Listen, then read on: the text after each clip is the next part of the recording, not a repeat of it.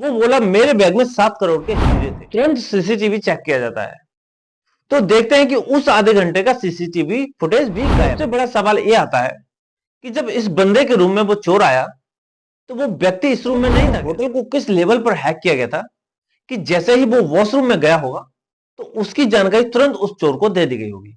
मतलब ये बहुत ही ऑर्गेनाइज टाइप का क्राइम था और बहुत ही वेल प्लान तरीके से किया गया।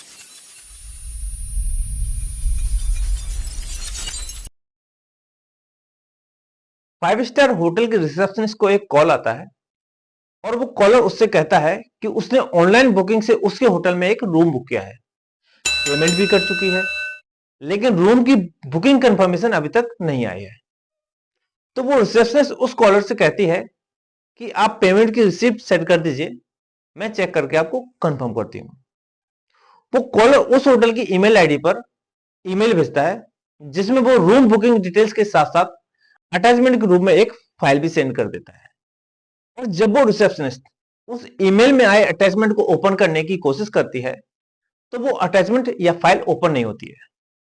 वो थोड़ा बहुत नेट की स्पीड वगैरह चेक करती है और उसके बाद वो काम में बिजी हो जाती है और उस ईमेल के बारे में भूल जाती है। नेक्स्ट डे रिसेप्शन पर एक बंदा आता है और अपने रूम का कार्ड देता है और कहता है कि मैडम ये कार्ड काम नहीं कर रहा। एक्चुअली बड़े बड़े होटल में 5 स्टार होटल्स में सिक्योरिटी के पर्पज से लिफ्ट में और रूम में एक्सेस करने के लिए कीज की जगह चिप कार्ड का इस्तेमाल किया जाता है। तो वो कहती है कोई बात नहीं, लो इसे मैं फिर से रिएक्टिवेट कर देती हूँ।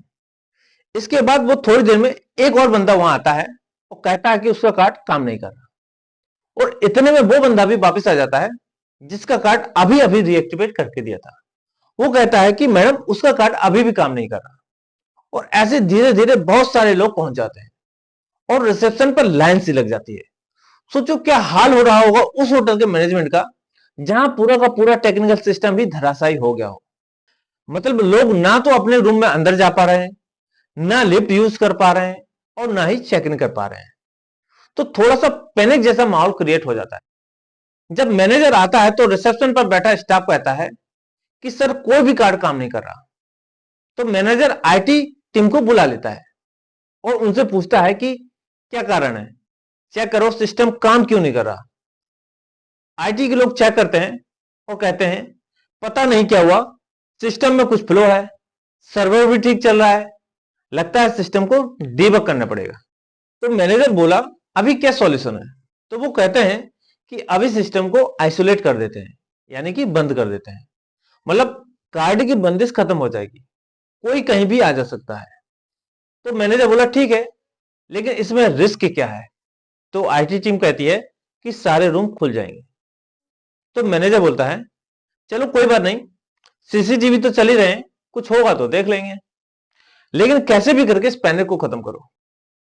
वो कुछ समय के लिए इस सिस्टम को ही ऑफ कर देते हैं और सबको कहते हैं कि आप लोग अपने अपने रूम में जाइए, फ्रेश होइए, तब तक ये सिस्टम ठीक हो जाएगा। और सभी लोग वहां से चले भी जाते हैं। तभी 15 मिनट बाद वहां रिसेप्शन पर एक बंदा भागता हुआ आता है और कहता है कि मेरे रूम से मेरा बैग चोरी हो गया है। तो रिसेप्शन का स्टाफ कहता है कोई बात नहीं, देख लेते हैं सीसीटीवी में, वैसे क्या था आपके बैग में। वो बोला मेरे बैग में 7 करोड़ के हीरे थे। तो स्टाफ को जैसे सांप सूख जाता है, बोले क्या था, 7 करोड़ के हीरे थे। अब तुरंत सीसीटीवी चेक किया जाता है तो देखते हैं कि उस आधे घंटे का सीसीटीवी फुटेज भी गायब। अब क्या करें क्या ना करें, ऐसे में एक केस पुलिस के पास चला जाता है। फिर यहां से साइबर एक्सपर्ट अमित दुबे की एंट्री होती है, जो न केवल इंडिया बल्कि ग्लोबली साइबर एक्सपर्ट है। एक्चुअली पुलिस और साइबर एक्सपर्ट के पास कुछ ज्यादा जानकारी तो नहीं थी। तब वो सबसे पहले उस रूम के पास पहुंचते हैं जहां से हीरे चोरी हुए थे। सबसे पहले पूछा जाता है कि क्या किसी संदिग्ध आदमी को उस पीरियड में रूम के आसपास किसी ने देखा है। अब चूंकि उस पीरियड का सीसीटीवी भी नहीं था और लोग भी इतने कॉन्शियस नहीं थे तो पता नहीं चल पाता। सबसे बड़ा सवाल यह आता है कि जब इस बंदे के रूम में वो चोर आया तो वो व्यक्ति इस रूम में नहीं था क्या। जब उससे ये पूछा जाता है कि भाई उस वक्त तुम कहां थे, तो वो कहता है कि वो रूम में ही था। तो फिर आपने चोर को देखा नहीं। तो वो कहता है कि उस टाइम मैं वॉशरूम में था। तो ये हीरे चुराने वाले को कैसे पता था कि वो वॉशरूम में है, और इतने इत्मीनान से वो रूम के अंदर घुस गया, और उसने कोई हल्की फुल्की चोरी नहीं की, बल्कि वेल सिक्योर्ड 5 स्टार होटल से 7 करोड़ के हीरे चुरा ले गया। मतलब सोचो कि कितने बड़े लेवल पर यह सब हुआ कि जब वो वॉशरूम में गया, उसी टाइम सिस्टम को आइसोलेट किया गया, और उसी टाइम पर सीसीटीवी भी बंद किया गया, और उसी टाइम पर वो हीरे चुराने वाला बंदा रूम के अंदर घुसा, और उसके वॉशरूम से निकलने से पहले वो होटल से बाहर भी चला गया। आई थिंक ये सब 10-12 मिनट के अंदर ही हुआ होगा, बल्कि इतना भी नहीं, क्योंकि जब उस बंदे से पूछा जाता है तो उसने बताया कि वो हार्डली केवल 5 मिनट के लिए ही वॉशरूम में गया था।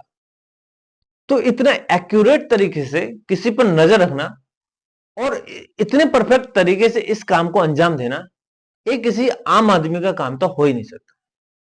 तो बाद में पता चलता है कि इस होटल में एक जगह से दूसरी जगह में जाने पर मोशन सेंसर्स काम कर रहे थे।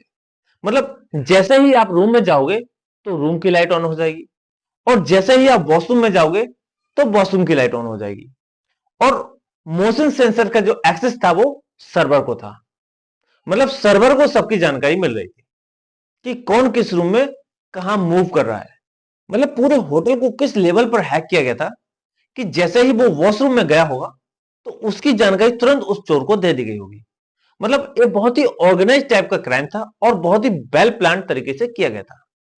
अब जिसने भी वो हीरे चुराए, या तो वो होटल में गेस्ट बनकर आया था, या वो विजिटर था जो आया और हीरे चुरा के चला गया।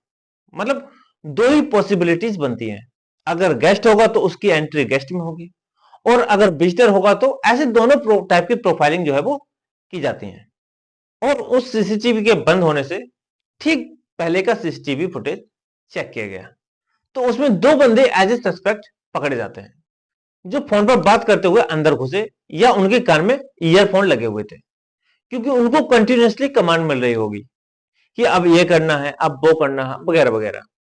क्योंकि चोर जब चोरी करता है तो उसकी कोशिश रहती है कि उसका जो रिकॉर्ड है वो मिनिमम बने, और कम से कम टाइम में वो अपने काम को करके निकल जाए। अब नॉर्मल सी बात है, जो आएगा वो टैक्सी करके तो नहीं आएगा, क्योंकि उससे भी एक रिकॉर्ड क्रिएट होता है। तो जो गाड़ी होती है जिससे वो आया था वो ट्रेस कर ली जाती है, लेकिन वो किसी और के नाम से रजिस्टर्ड थी। मतलब सबूत मिटाने की पूरी कोशिश की जाती है। अब उस एरिया के सारे टावर्स के रिकॉर्ड निकाला जाता है। टावर से मतलब है जितने भी मोबाइल फोन्स उस होटल के सर्किट में एक्टिव थे, और जिन्होंने कम से कम 15-16 मिनट कंटिन्यूअसली बात की हो।